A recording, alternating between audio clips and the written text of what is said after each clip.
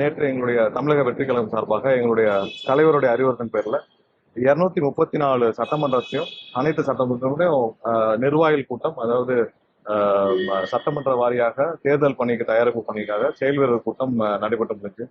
எல்லா இடத்துலையும் கிளை, ஒன்றியம் மற்றும் பகுதி கழக நிர்வாகிகள் மற்றும் மாவட்ட நிர்வாகிகள் மற்றும் பூத் கமிட்டி நிர்வாகிகள் வரை அனைவரும் கலந்து கொண்டு நேற்று எல்லா இடத்துலையும் அந்த ஆலோசனை கூட்டம் வெற்றிகரமாக நடந்தது. ஸோ தேர்தலுக்கான தயாரிப்பு பணிகளில் எங்களுடைய தலைவருடைய அறிவுறுத்தல் பேர்ல முழு வீச்சில் தமிழக வெற்றிகம் தயாராகிட்டு இருக்கு. 234 தொகுதியில் தயாராகிட்டு இருக்கு. நேற்று நல்ல உற்சாகமாக நடந்து முடிஞ்சிருக்கு. கண்டிப்பாக அடுத்து வர்ற ஒவ்வொரு வாரமும் இது மாதிரியான பயிற்சி முகாம்கள், ஆலோசனை கூட்டங்கள் நடைபெறும். எந்த நேரத்தில் தேர்தல் வைத்தாலும் அதை சமாளிக்கும் அளவிற்கு கட்சியை தயார் பணியில் தலைவர் வைத்துக் கொண்டிருக்கிறார். நன்றி. வேற ஏதாவது கேள்வி இருந்தா?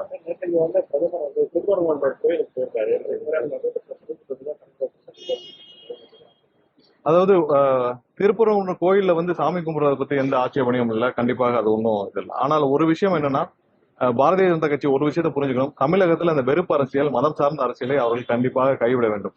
ஏன்னா தமிழக மக்கள் என்னைக்கும் இந்து மக்களாக இருந்தாலும் அனைத்து தரப்பு மக்களும் எல்லாரும் அமைதியை விரும்பும் மக்கள். இங்க யாரும் மத சார்ந்த அரசியலை யாரும் செய்ய அனுமதிக்க மாட்டார்கள். ஸோ அதை கண்டிப்பாக தவிர்க்க வேண்டும் என்பது எங்களுடைய தலைமையான வேண்டுகோள்.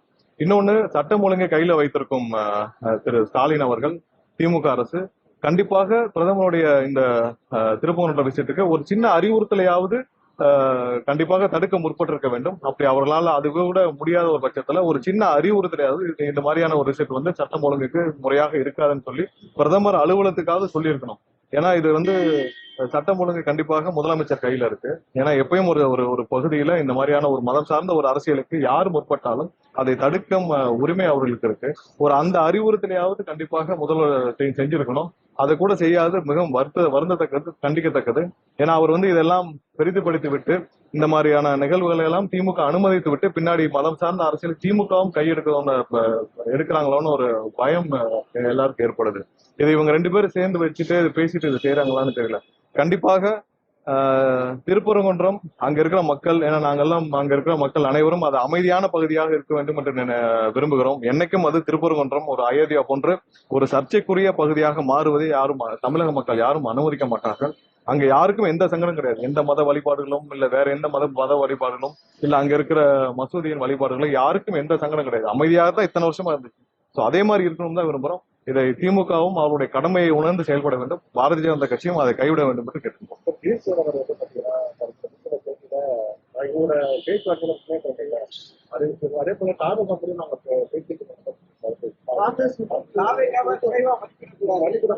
இல்ல, அதாவது தமிழக வெற்றி கழகத்துடைய கள நிலவரம் என்னன்றதான் திரு கிரீஷ் அவர்கள் அன்னைக்கு சொல்லியிருக்கிறார். இது அவருக்கு மட்டும் இல்ல, எல்லாருக்குமே தெரியும். அதாவது இன்னைக்கு இருக்க திமுகவுடைய தலைவர் ஸ்டாலின் அவர்களுக்கு நன்றாக தெரியும்.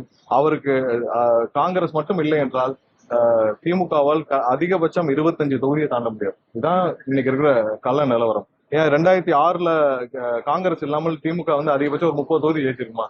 அன்னைக்கு காங்கிரஸ் மட்டும் இல்லை என்றால் 30 தொகுதி கூட தாண்டி இருக்காது.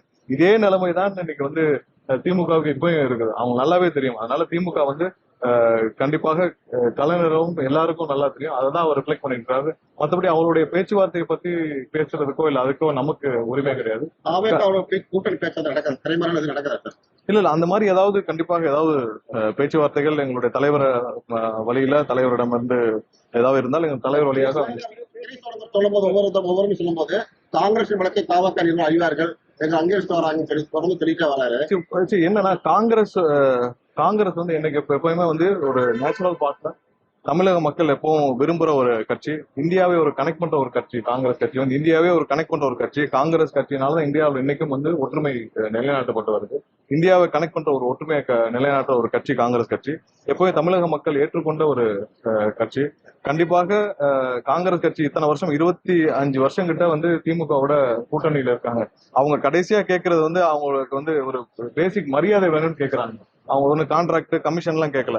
ஸோ அந்த மரியாதை கூட இல்லாத பட்சத்துல இப்படி ஒரு சூழ்நிலை ஏற்பட்டிருக்கு. இந்த சூழ்நிலை ஏற்படுத்த வேற யாரும் இல்ல, திமுக தான். திமுகவுடைய அமைச்சர் ராஜகண்ணப்பனும் அவங்களுடைய மாவட்ட செயலாளர் தளபதி இவங்க எல்லாம் சேர்ந்துதான் இப்படி ஒரு சூழ்நிலை ஏற்படுத்தினாங்க. அது திமுக தலைமை சொல்லிதான் ஏற்படுத்திருக்கணும். இல்லாட்டி நேரம் ஆக்ஷன் எடுத்துக்கோங்க. இல்லாட்டி திரு ராஜகண்ணப்பன் மீதோ இல்ல தளபதி மீதோ என்ன ஆக்ஷன் எடுத்தாங்க? அவர்கள் ரொம்ப மரியாதை இல்லாமல் ரொம்ப கேவலமா பேசுனதுனாலதான் இப்படி ஒரு சூழ்நிலைக்கு எல்லாரும் தள்ளப்பட்டிருக்காங்க.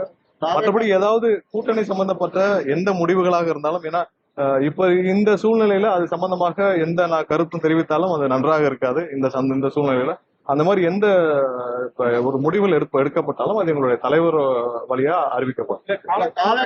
உங்க கூட்டணிக்கு வந்து காங்கிரஸ் வந்து நீங்க விரும்புறீங்களா? இல்ல அது மக்களும் எங்களுடைய தொண்டர்களும் எங்களுடைய தலைவர் எப்படியோ அதை முடிவு பண்ணுவாங்க. அது பின்னாடி காலம் இருக்கு, நிறைய காலம் இருக்கு பேச.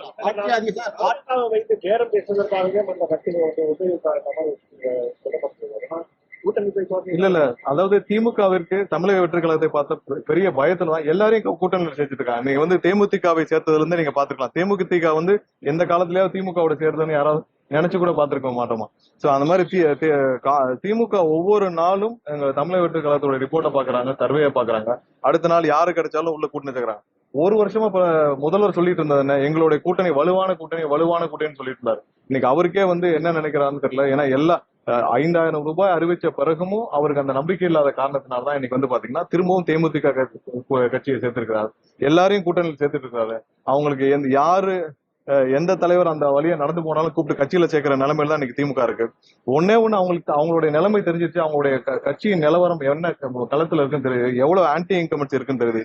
எல்லா தரப்பு மக்களிடமும் இன்னைக்கு திமுக இருக்கிற எதிர்ப்பு தெரியுது. அதனால கண்டிப்பாக திமுக என்ன முயற்சி எடுத்தாலும் இந்த தேர்தல் அவங்களுக்கு பாசிட்டிவா இருக்கு.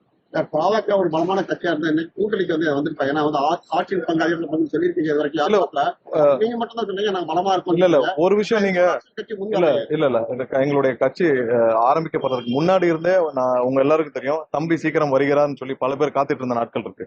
எங்களுடைய கட்சியில் திமுக தவிர்த்து அனைவரும் எங்களுடன் கூட்டணி வைக்க வேண்டும் என்று ஆசைப்பட்டார்கள். ஆனால் எங்களுடைய கொள்கைக்கும் எங்களுடைய தலைவரின் வழியிலையும் தலைவர் செயல்பாடுகளிலும் எங்க தலைவர் போற வழியிலையும் யாரு வந்தால் பொருத்தமா இருக்குன்னு மக்களும் தொண்டர்களும் எப்படி நினைக்கிறார்களோ அந்த மாதிரியான முடிவு தான் தலைவர் எடுக்க முடியும். எல்லாரும் கூட கூட்டணி வைக்கிறோம்னா அந்த முடிவுகள் எடுத்தால் அப்புறம் எங்களுக்கும் அவங்களுக்கும் ஒரு வேறுபாடு இருக்காது. யாரும் எங்களுடன் வந்து கூட்டணி வைக்க மாட்டோம், எல்லாரும் எங்களுக்காக காத்திருந்தாலும் ஆனால் யாரு வந்தால் பொருத்தமாக இருக்கும்னு மக்கள் எங்களுடைய தலைவர் மீது இன்னைக்கு 25% 40% அளவுக்கு மக்கள் வந்து இந்த ஒரு 2 வருஷத்துல 40% மக்கள் வந்து எங்க மேல முழு நம்பிக்கை வைத்திருக்கிறாங்கன்னா அவங்களுக்கு நம்பிக்கை கொடுக்கும் வகையிலான கூட்டணி தான் அமைக்க முடியும். அது அந்த கூட்டணி தான் கண்டிப்பாக அமைந்தால் எங்களுடைய தலைவர் எந்த காலதாமதமும் இல்ல. இன்னைக்கு எந்த கூட்டணி உறுதியாக இருக்குன்னு சொல்லுங்க, எந்த கூட்டணி இன்னைக்கு வலுவாக இருக்குன்னு சொல்லுங்க. நேற்று பிரதமரே சொல்றார் என்டிஏ தலைமையிலான கூட்டணிங்கிறார். அடுத்த நிமிஷம் திரு எடப்பாடி அவர்கள் சொல்றார் இல்ல அது வந்து அதிமுக தலைமையிலான கூட்டணிங்கிறார். இங்க இதுவரைக்கும் வந்து திமுகவுல யாருக்கு எவ்வளவு தொகுதி என்ன நடக்குது எதுவுமே தெரியல. எதுவும் வந்து நாமினேஷன் தாக்கல் செய்த பிறகு கடைசி நாள் வரைக்குமே கூட்டணி மாறினதை நம்ம வந்து கடந்த காலங்கள்ல பாத்திருப்பீங்க. எதுவுமே காலதாமம் இல்லை. எல்லாம் கடைசி நேரத்துல தேர்தல் தேதி அறிவிக்கப்பட்ட பின்னர் கூட பல மாறுதல்கள் இருக்கலாம். கூட்டணிக்காக வெயிட் பண்ணிட்டு இருக்கீங்க? இல்ல யாரும் வெயிட் பண்றது இல்ல. நீங்க இன்னைக்கு இருக்கிற எந்த விஷயத்திலும் நீங்க உறுதியாக யாருக்குமே இல்லைன்னு சொல்றேன். இப்போ வரைக்கும் நீங்க அதிமுக கூட்டணியில் இருக்கவங்க அதிமுக தலைமையிலான ஒரு கூட்டணியா இல்ல பாரதிய ஜனதா தலைமையிலான கூட்டணியான்னு தெரியல. நேத்தே பாத்தீங்கன்னா பல இடங்கள்ல போஸ்டர்கள் பாக்குறோம் மதுரை முழுவதும். எங்கேயுமே அது வந்து அதிமுக போஸ்டர் மாதிரி இல்ல, அதுல பாரதிய ஜனதா கட்சியின் போஸ்டர் மாதிரி இருக்கு. எங்கேயுமே வந்து அம்மாவும் இல்லை, புரட்சி தலைவரும் இல்லை, அண்ணாவும் இல்லை. முற்றிலுமாக பாரதிய ஜனதா கட்சியாக மாறிய பெரியாரையும் தூக்கி மாற்றப்பட்ட ஒரு அதிமுகவா இருக்கு. எந்த கூட்டணியும் இன்னைக்கு உறுதியாக இல்லை. ஆனால் கண்டிப்பாக எங்களுக்கு மக்கள் ஏற்றுக்கொள்ளும் கூட்டணி அமைந்தால் எங்களுடைய தலைவர் கண்டிப்பாக நான் வந்தப்போ உங்கள்ட்ட சொல்லிட்டேன் 234 தொகுதியிலும் எங்களுடைய தலைவர் எங்களுடைய கட்சியை தயார் செய்து வைத்துக் கொண்டிருக்கிறார். கண்டிப்பாக நாங்களும் 234 தொகுதியிலும் தயாராக இருக்கிறோம். கண்டிப்பாக நல்ல கூட்டணி, மக்கள் விரும்பும் கூட்டணி அமைந்தால் அதை அறிவிக்கும். நீங்க சொல்றதுதா இதற்கு முறையான அனுமதி கொடுக்க மாட்டாங்க தமிழ் சொல்லியிருக்காங்க. அதே நாள் என்ன சொல்லியிருக்காங்கன்னா இல்லத்துக்கு நிறைய நெருக்கடி வந்திருக்காரு. ஒரு நெருக்கடியும் கிடையாது. நேற்று மதுரை முழுவதும் வாழைமரம் கட்டப்பட்டுச்சு. யாரும் ஒன்றும் எந்த தடங்களும் ஏற்படுத்தவில்லை. ஏர்போர்ட்டை ஒட்டியே வந்து அனைத்து அந்த நிலங்களும் ஃபுல்லா சரி செய்யப்பட்டு அங்கேயே யாராவது ஏர்போர்ட்டை ஒட்டி மீட்டிங் போட முடியுமா? ஏர்போர்ட்டை ஒட்டி அவங்களுக்கு முழு அனுமதியில் மீட்டிங் போடப்பட்டிருந்தது. அனைத்து வழித்தடங்களும் அதாவது போற ரோடுகள் அனைத்தும் வந்து திருப்பூர் எல்லா ரோடுகளும் காலையில இருந்தே பிளாக் செய்து வச்சிருந்தாங்க. அவங்களுடைய தங்கும் அனைத்து ஹோட்டல்களும் ஜிஆர்டிலும் எல்லா ஹோட்டலுக்கும் முழு பாதுகாப்பு கொடுக்கப்பட்டிருந்துச்சு. அவர்களே யாரும் வந்து யாராவது அனுமதி கொடுத்த இது வரைக்கும் கேட்டு பாருங்க. மதுரையில யாராவது இருந்தா நீங்க உங்களுடைய அங்க இருக்கிற எஸ்பிகிட்டையும் கமிஷனர்ட்டையும் கேட்டு பாருங்க. எங்கேயாவது ஒரு இடத்துல அவங்க வந்து ஸ்டெபிலிட்டி சர்டிபிகேட் கொடுத்தாங்க. எங்களுடைய கூட்டம் எல்லாத்திற்கும் வந்து பிடபிள்யூடி நாங்க ஸ்டெபிலிட்டி சர்டிபிகேட் வாங்கணும். இது வரைக்கும் இப்ப இருக்கிற திமுகவும் சரி, பாரதிய ஜனதா கட்சியை தொழில் வேற யாராவது அதிமுகவோ ஸ்டெபிலிட்டி சர்டிபிகேட் பிடபிள்யூடி வாங்கி கொடுத்துருக்காங்களா? நாங்க பிடபிள்யூடி ஸ்டெபிலிட்டி சர்டிபிகேட் வாங்கி கொடுத்தா எங்களுக்கு அப்ரூவ் பண்ணப்படுது. ஒவ்வொரு இடத்துலயும் நாங்க டாக்குமெண்டேஷன் ஒர்க்கே எங்களுடைய மாவட்ட செயலாளர் வந்து 20 நாள் 30 நாள் ஏதோ வந்து பெரிய இந்த கான்ட்ராக்ட் எடுக்க போற மாதிரி டாக்குமெண்டேஷன் ஒர்க்கே வந்து 20 நாள் போயிட்டு இருக்கு. சோ இதெல்லாம் வந்து வேற எந்த கட்சியும் கிடையாது. இவங்க அனுமதி கடிதம் மட்டுமே கொடுத்திருப்பாங்க. அதுவும் வந்து ஒரு இன்ஃபர்மேஷன் லெட்டரா தான் இருக்கும். யாருக்கும் அவங்களுக்கு ஏதாவது இது மாதிரியான கண்டிஷன் போட்டு ஏதாவது லெட்டர் கொடுத்துருக்காங்களா? இப்ப அவங்களுக்கு பிரச்சனைகள் இருக்குன்னு சொல்றாங்க பியூஷ் கோயல் அவர்களுக்கு. இது மாதிரியான கண்டிஷன் எத்தனை கண்டிஷன் போட்டு அந்த லெட்டர் வந்து பியூஷ் கோயல் அவர்களுக்கு கொடுத்துருக்காங்கன்னு சொல்லுங்க. ஒண்ணுமே இருக்காது. அவங்க வந்து ஒரு இன்டிமேஷன் லெட்டர் தான் கொடுத்திருப்பாங்க. பாரதிய ஜனதா கட்சியும் அது அதிமுக கூட்டமா பாஜக கூட்டமான்னு தெரியல. ஆனால் அங்க நடந்த கூட்டத்துக்கு ஒரு இன்டிமேஷன் லெட்டர் தான் கொடுத்திருப்பாங்க. அவங்களுக்கு இந்த கண்டிஷன்ஸ்ல ஏதாவது வந்து ரிலீஸ் பண்ண சொல்லுங்க. எத்தனை கண்டிஷன்ஸ் வச்சு அவங்களுக்கு லெட்டர் கொடுத்தாங்க சொல்லி. இது வரைக்கும் இது அந்த மாதிரியான இது எந்த கூட்டத்துக்கும் கொடுக்கப்படவில்லை எங்களை தவிர்த்து. ஒருவேளை திமுக கூட்டணியில இருந்து காங்கிரஸ் கேட்கிற தொகுதி கிடைக்கலன்னா வெளியே வந்த முறை ஏற்றுக்குவீங்களா? அதெல்லாம் காலம் தான் பதில் சொல்லணும். இப்ப இருக்கிற சூழ்நிலையில் அந்த மாதிரி எந்த பதிலும் எந்த மாதிரியான இதுவும் சொன்னால் பொருத்தமாக இருக்காது. காலம் தான் பதில் சொல்லணும். தமிழக மக்களுக்கு எது நன்மை பயக்குமோ, எது நல்லது பயக்குமோ அது இந்த தேர்தலில் கண்டிப்பாக நடக்கும். அதுக்காக காத்திருப்போம். பொதுவா வந்து பெண்களுக்கு பாதுகாப்பு சொல்லிட்டாங்க. சங்கீதா விளையாட்டு கொடுத்த பிறகு வந்து சோசியல் மீடியா பாத்தீங்கன்னா வந்து பல்வேறு அவங்க தனிப்பட்ட கட்சி தொண்டர்களே வந்து பத்திரிகை நண்பர் எல்லாருக்கும் யாருமே வந்து கண்டனம் கூட தெரிவிக்கல. பத்திரிகை நண்பர் எல்லாருக்கும் ஒரு வேண்டுகோள். கண்டிப்பாக தனிப்பட்ட விவகாரங்கள் குறித்து யாரும் பேச வேண்டாம். இல்ல அது பேச வேண்டாம்னு கேட்கிறோம். தவிர்க்க வேண்டும் என்று தாழ்மையுடன் கேட்டுக்கொள்கிறேன். மதுரை வந்தாக்கா மீனாட்சி அம்மன் கோயிலே பேசக்கூடிய பிரதமர் குறிப்பாக திருப்பரங்குன்றம் இல்ல அதுதான் கடுமையான கண்டனத்திற்குரியது. ஏன்னா திருப்பரங்குன்றம் கோயில வந்து சாமி கும்பிட போறதை பத்தி யாரும் வந்து இங்க ஆட்சேபனை தெரிவிக்கிறது. ஏன்னா நீங்க நேற்று பாத்தீங்கன்னா காலையில பெரியார் படம் இப்போ வரைக்கும் அதிமுக அதற்கு கண்டிப்பாக பதில் சொல்லி ஆகணும். பெரியார் படத்தை வைத்திருந்தவர்கள் எதற்காக அதை வந்து உடனே மாற்றினார்கள் பதில் சொல்லணும். ஏன்னா ஒவ்வொரு இடத்துலயும் நாங்கள் வந்து கண்டிப்பாக மதுரை மக்களும் சரி, தமிழக மக்களும் சரி, திருப்பரங்குன்றம் அமைதியாக இருக்க வேண்டும் என்று தான் விரும்புகிறார்கள் தவிர்த்து யாரும் அதை சர்ச்சைக்குரிய இடமாக மாற்ற வேண்டும் என்று யாரும் விரும்பவில்லை. இப்போ வரைக்கும் திருப்பரங்குன்றம் போனோம்னா எல்லா சந்தோஷமும் போயிட்டு இருக்கோம். இனிமேல் திருப்பரங்குன்றம் பேசினாலே ஒரு சர்ச்சையாக ஒரு நிலைக்கு அவங்க தள்ளிட்டாங்களோன்னு எல்லாருக்கும் தோணுது. கண்டிப்பாக இது கண்டனத்திற்குரியது. இந்த மாதிரியான அரசியலை பாரதிய ஜனதா கட்சி கண்டிப்பாக கைவிட வேண்டும் என்று கேட்டுக்கொள்கிறோம்.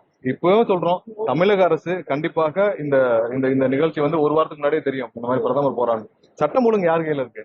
இவங்க வந்து கண்டிப்பா கோர்ட்லயாவது போட்டிருக்கணும். இல்ல திமுக அரசு இதற்கு ஒரு எதிர்ப்பாக தெரிவிச்சிருக்கணும். இல்ல அவர்கள் வந்து பிரதமர் அலுவலகத்திற்கு அவங்களுடைய அறிவுறுத்தலையாக கொடுத்துருக்கணும். இது வேண்டாம், இது வந்து தேவையில்லாத சர்ச்சைக்குரிய இடமாக இருக்கும், நீங்க இந்த மாதிரி பண்ணாதீங்க, நீங்க இந்த மாதிரி பண்ணீங்கன்னா இங்க இருக்கிற தேவையில்லாத மக்களுக்கு தொந்தரவு ஏற்படும் சொல்லிருக்கணும். எதுவுமே செய்யாம வேடிக்கை பார்த்துட்டு அப்புறம் நாளைக்கு 4 நாள் கழிச்சு யாரையாவது 2 பேர் விட்டு பேச வருவதற்காக இங்க வந்து அவங்களுக்கு சட்டம் ஒழுங்கு கையில் வச்சுட்டு அவர் சீஃப் மினிஸ்டர் இருக்கிறாரு.